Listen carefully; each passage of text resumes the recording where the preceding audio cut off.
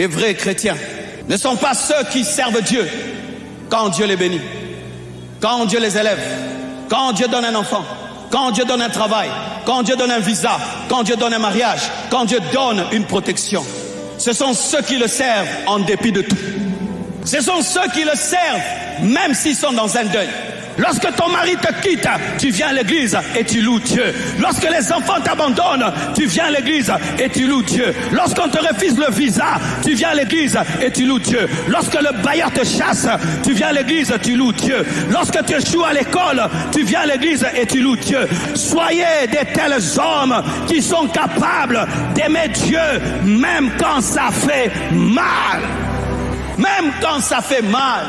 Tout le monde sait dans l'église que tu as 10 ans de mariage sans enfant, mais ça ne touche pas ta joie.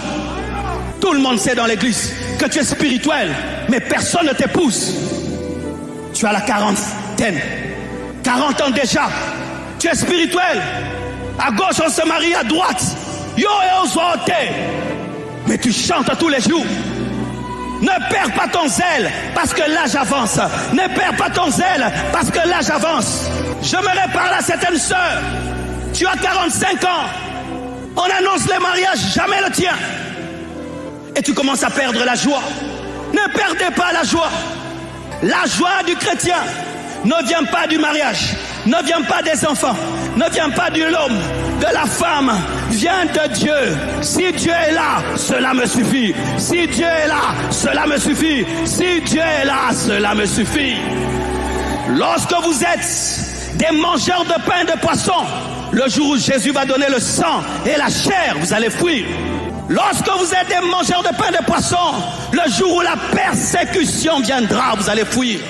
Ou tu es chassé du travail parce que tu as dit non au patron. Tu décides de te sanctifier, on te chasse du travail. Viens adorer Dieu. Ne dis pas Dieu, c'est ça la récompense. Oui, c'est ça la récompense. Va le célébrer en prison, va le louer en prison. Tu es pauvre. Tu es venu à pied, tu vas rentrer à pied, tu n'as même pas l'argent pour manger après le jeûne, que cela ne te vole pas ta joie. Nous, on a connu ça. Moi, je priais, je jeûne, je n'ai pas l'argent pour manger.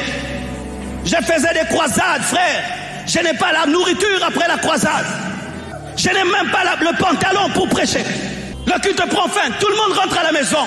Moi, le pasteur, je suis devant l'arrêt, en train d'attendre un taxi et m'asseoir à deux devant. Tu finis le jeûne, tu vas emprunter du pain et du sucre. Mais tu viens à l'église, tu dis que Dieu vous bénisse, que Dieu vous élève, que Dieu fasse de vous des grandes. Mais toi-même, tu n'as même pas 10 $. Frères et sœurs, les hommes normaux perdent le zèle. Si tu veux garder le zèle, tu dois être surnaturel.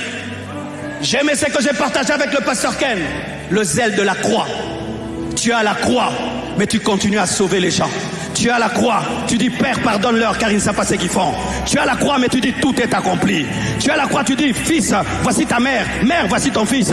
Tu as la croix, tu dis Père, entre tes mains, j'abandonne mon esprit. Frère, même si tu as la croix, continue à travailler, continue à travailler, continue à travailler.